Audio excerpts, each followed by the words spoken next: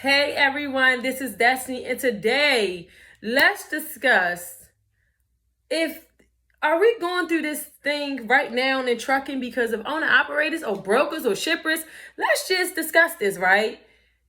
I'm going to say it's all of them. But now, owner operators, please check in. A lot of the times owner operators, they get into the industry that because they're like, okay, I want to make some money and I heard that I can make all this money, so let's just start making all this money. They don't know about their operational costs. They don't even know how to formulate their operational costs.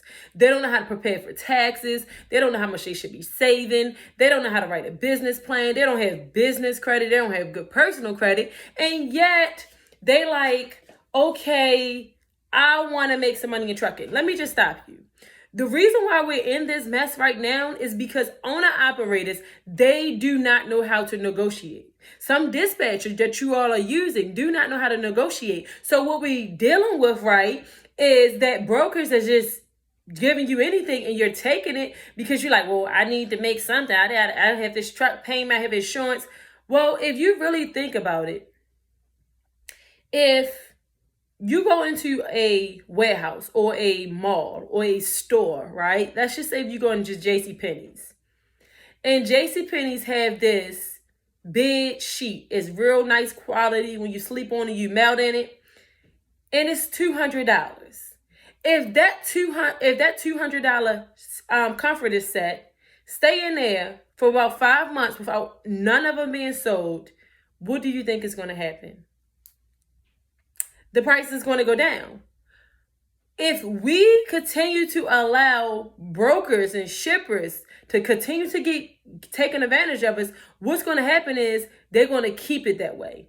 Until we say stop, then what's going to happen is it's going to allow them to reset themselves and say, listen, we have to come back to this table and redo these numbers because these carriers are not taking it. Just as well as they need stuff in their home, we need stuff in our home too. But at the end of the day, when my husband out there sacrificing his time that he can't get back, of course he's doing this for his business. He's doing this to take care of us. But at the end of the day, if he's doing this, then he need to be compensated. You need to be compensated. Your husband need to be compensated. Your wife, your sister, your niece, whoever is in this transportation industry. Your daughter, your son, whoever, they need to be compensated. And let's stop just taking anything. Let us really know our operational costs. Let us really know how much money we should be saving for taxes. Let us really run true businesses and not no hobby. No side hustle. We're running side hustle. So now you're taking a load for $700 when you really need $1,000, and then your truck break down. And now you're just like, what do I do? Let's just stop this. The owner operators, the new owner operators that got into the industry, they're getting these high trucks. They don't really know anything. You try to tell them something like, hey, my name is Destiny. I can help you out. I can teach you. I can show you the industry, show you how to book your loads. I can work in your company for 4 months. They like, no, how much it's going to be. But they worried about my price, but they not really thinking about the future. And now look at them. I told them a year ago, you better get you some credit. You better get your credit right. You better get business credit. They didn't want to hear me. So now what's happening is it's a shift.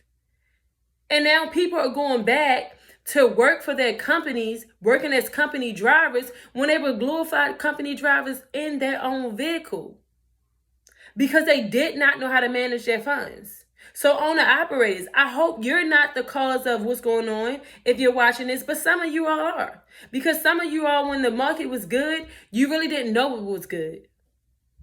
Oh, I know what was good. Because literally, and when the market was good, 97 miles for almost between $1,100 to almost $1,300. Now 97 miles probably get you $500. No, I'm not taking it. 50 miles in a good market will pay you good. Because it was a good market, it was less trucks and it was more freight. Now the freight has slowed down, and you can blame COVID, you can blame all those stimulus checks, you can blame all kinds of different things. But just make sure that you're not the one to blame for this issue. Make sure you stop taking cheap freight and you start reevaluating how you run your business. You don't want to have to go out of business. Stop taking cheap freight. Make sure you know your operational costs. Make sure that you know your dollar per mile. How much does your truck need to survive? If that's $1.50 and that load is 300 miles, you need to times that $1.50 by the 300 miles and add a surplus because you need a profit. You need a profit for yourself. So if you need $1,000 for that truck, go ahead and add $600. Or $7 or $8 or an extra $1,000. When you negotiate, you need to make sure you negotiate high. If you need $1,200, don't stay at $1,200. You need to go to 16 or 17 because sometimes they're going to say in the middle. Okay, you need to make sure that you're not being the effect of what's going on. Because some of y'all caused this and now you're still in the effect. And now you're not trying to teach nobody. Grab somebody up and say, when you getting loaded, get out of your truck and say, hey, how are you doing today? Start talking to people, educating people. Let's literally stick together. Truckers, wives, husbands, cousins, sisters, brothers, whoever you all are, let's stick together and let's make this transportation industry a better place, okay? Because I'm telling you, drivers have it hard. They are sacrificing. They're the real heroes. They're the real heroes because without the truckers, I can't have this shirt, these little nice little earrings. I can't have that if it wasn't for a trucker to ship it to me. Okay? Make sure that you're not in the cause. Okay?